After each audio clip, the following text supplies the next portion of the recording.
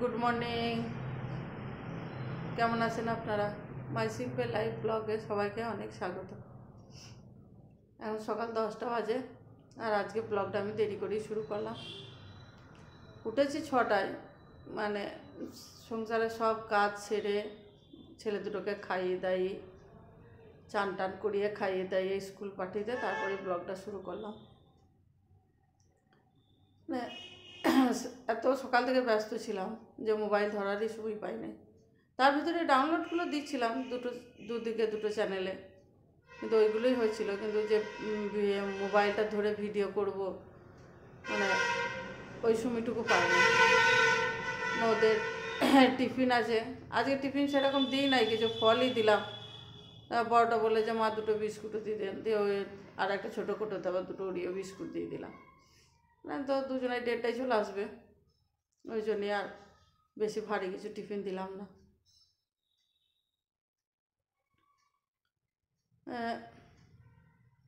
সব কাজ এখনও পড়ে আছে, দেখেন সব আস্তে আস্তে করব।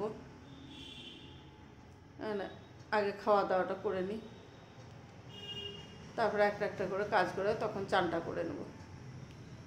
চান অনেক বক বক করলাম, এবার খাওয়াটা সেরে নিই, দিয়ে বাকি কাজগুলো শুরু করি। আপনারা সঙ্গে থাকেন। 10টার খাওয়া হয়ে গেল। এই যে থালা 3টে ধুয়ে নিই। এই ছেলে দুটোরও থালা দুটো পড়ে আছে, আমি একবারে নামিয়ে দিয়ে থালা দুটো ধুলাম না, নামিয়ে দিয়ে আসি, তারপরে থালা দুটো ধুবো। একসঙ্গে 3 মা বেটা থালা 3টে ধুয়ে নিই, তারপরে গ্যাসগুলো মুছামুছি সব করে নেব,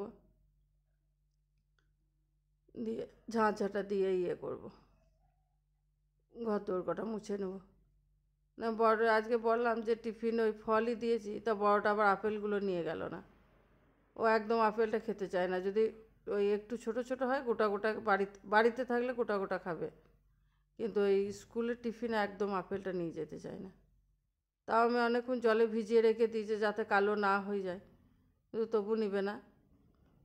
ওই বাকি ফলগুলো নিয়ে গেল, আর এই দেখেন আপেলটা পড়ে রয়েছে, ওর ছোটোটা নিয়ে গেল কিন্তু ও নিয়ে গেল না।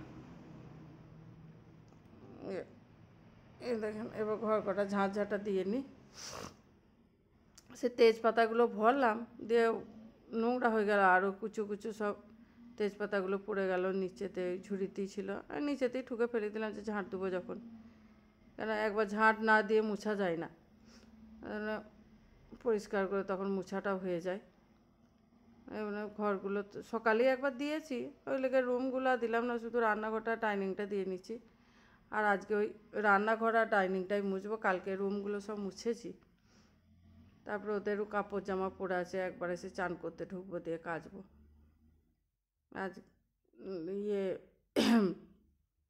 মানে সকালবেলায় প্রথমে উঠি, আগে ওই গিজারটা চালিয়ে দিই।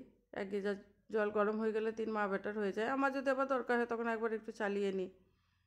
ওদের চান টান করে দিয়ে জামা কাপড়গুলো পরে থাকে, মানে আগে তাও জামা কাপড়গুলো কাচার সময় পেতাম, এখন আর সেই কাচারও সময় পাই না। পরীক্ষার সময় তো একটু পড়াও দেখতে হচ্ছে ওদের। আর চান টান করা হয়ে গেল, সব কাজ হয়ে গিয়েছে, চানটাও করে নিলাম। ছাদে খানিক দাঁড়াবো রোদেতে, মানে মাথা থেকে চান করেছি তো, একবার রোদে দাঁড়াই। দুধ এসে গিয়েছে, দুধটা গ্যাসে বসিয়ে দিয়ে আঁচটা কমিয়ে দিয়ে এলাম, আপন মনে হবে আপনার, দিয়ে তারপরে গিয়ে বন্ধ করব।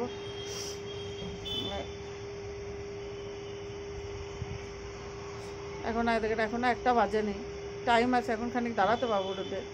আমি আবার বেশিক্ষণ রোদে দাঁড়াতে পারি না, মানে দুটো দুরকম, গ্রীষ্মকালে রোদে দাঁড়ালে মাথা ব্যথা, আর শীতকালে ঠান্ডা লেগে যাওয়ার ভয়, ওই জন্য রোদে একটু দাঁড়াতে হবে।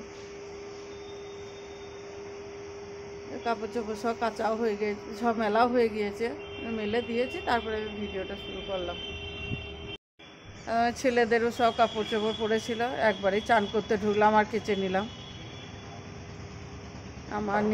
আমার নিজের ছেলেদের, ওদের এই প্যান্ট দুটো কালকেকার একটু ইয়েগুলো গাডারগুলো শুকায় নাই, তো একবার রোদে দিয়ে দিলাম, সিঁড়িতেই ছিল।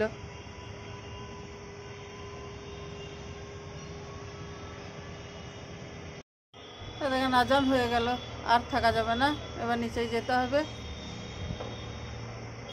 চলো নিচেই যাই এবার।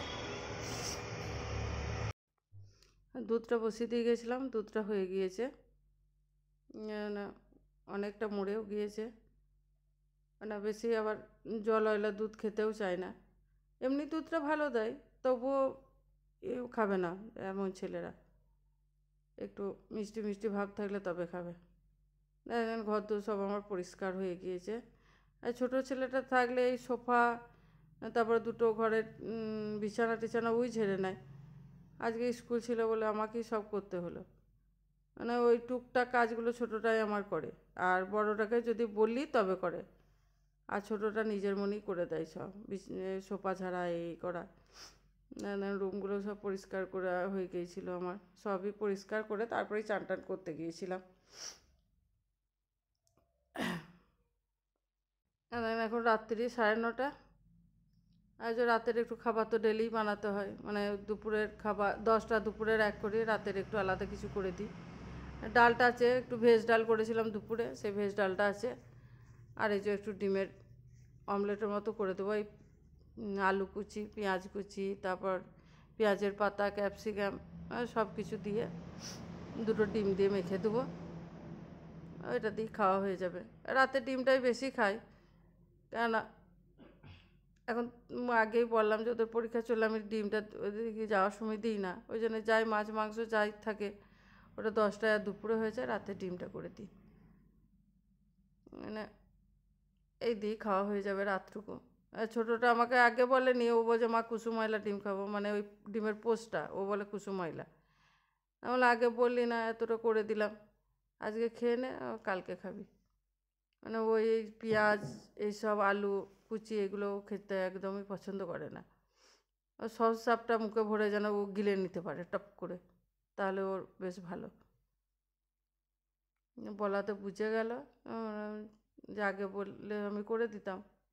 এতটা কে খাবে, আমি আর বড়টা অতটা খেতে পারবো না, এমনি রাত্রে আমি কমই খাই।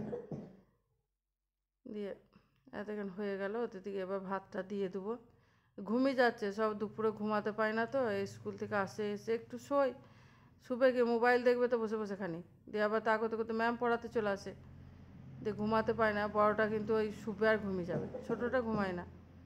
আর খাবারটা দিয়ে দিই, খেয়ে নে, দিয়ে তারপরে শুয়ে পড়বি।